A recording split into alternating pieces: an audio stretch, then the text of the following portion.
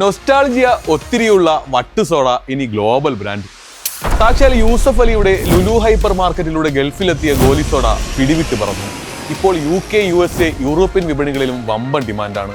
കേന്ദ്ര വാണിജ്യ മന്ത്രാലയത്തിന്റെ പിന്തുണ കൂടിയായപ്പോൾ സംഗതി സൂപ്പർ ഹിറ്റായി. ഒരു കാലത്ത് കേരളത്തിലെ പെട്ടിക്കടകളിലെ സൂപ്പർ താരമായിരുന്നു ഗോലി സോഡ. കുപ്പിയുടെ കഴുത്തിൽ പിടിച്ച് ഗ്യാസ് തടഞ്ഞു നിർത്തുന്ന ഗോലിയിൽ ഞെക്കി ചെറിയ ശബ്ദത്തോടെ തുറക്കുന്നതായിരുന്നു പ്രധാന ഹൈലൈറ്റ്.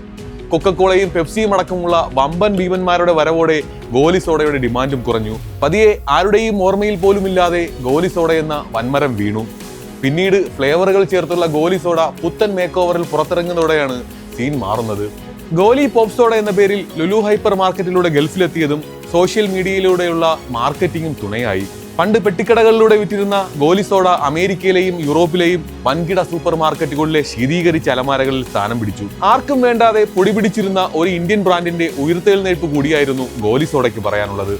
പ്രതിസന്ധികളെ അവസരങ്ങളാക്കി മാറ്റിയാൽ ആഗോള ഭീമന്മാർക്ക് മുന്നിൽ പോലും കട്ടയ്ക്ക് പിടിച്ചു നിൽക്കാമെന്നതിന്റെ ഉത്തമ ഉദാഹരണവും. ഗോലി സോഡയ്ക്ക് പിന്നിൽ വലിയൊരു ബിസിനസ് സാധ്യതയുണ്ടെന്ന് മനസ്സിലാക്കിയ ആ ബുദ്ധി ആരുടേതായിരിക്കും?